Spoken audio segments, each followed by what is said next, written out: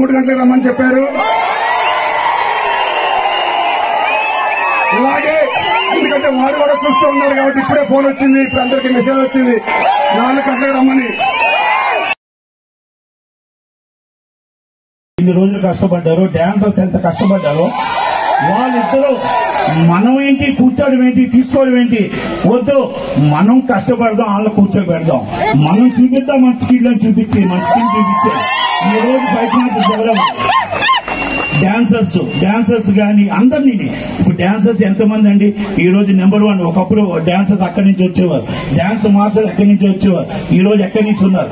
అలా పేరు అంటే 24 యూనియన్లు కష్టపడితే సినిమా వస్తుంది. ఆర్ట్ డిపార్ట్మెంట్ కానీ అందరూ పేరు చెప్తారు.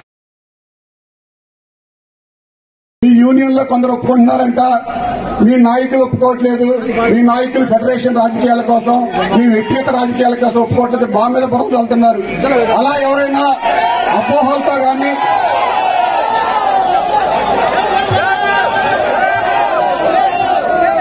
తొమ్మిది గంటల నుంచి 9 గంటల కాల్ షీట్ ఒప్పుకోవడానికి మీ అందరికి అంగీకారమా కాదా?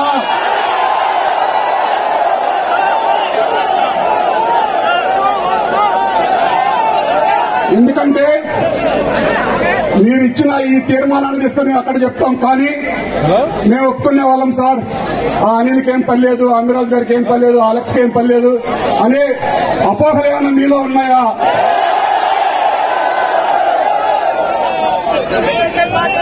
ఏది ఏమైనా ఇక్కడ 24 యూనియన్ సభ్యులందరినీ తీసుకెళ్లాం కాబట్టి మీ తరఫున ఆ 3 నాయకులు ఎన్నుకున్నారు, బాగా పనిచేస్తారని. ఆ 3 నాయకులు మా 3ని ఎన్నుకున్నారు. మేము కూడా అందరి దగ్గరికి 70 మందిని తీసుకెళ్లాం కాబట్టి.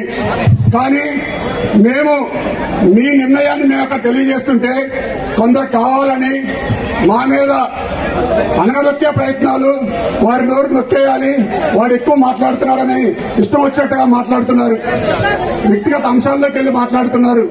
కానీ మేము ఒకటే చెప్పేది, ఏదైతే ఇప్పుడు కార్మికులు నిర్ణయించారో ఆ కార్మికుల నిర్ణయానికి మేమందరం కట్టబడి ఛాంబర్ లో మా గలం వినిపించడానికి మీ అందరికీ ఓకేనా?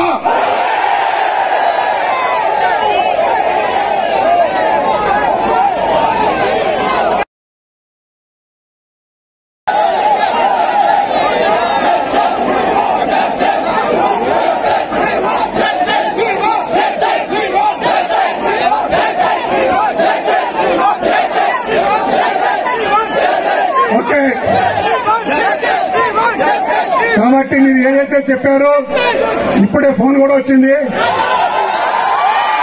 ఛాంబర్కి 4 గంటలకు రమ్మని.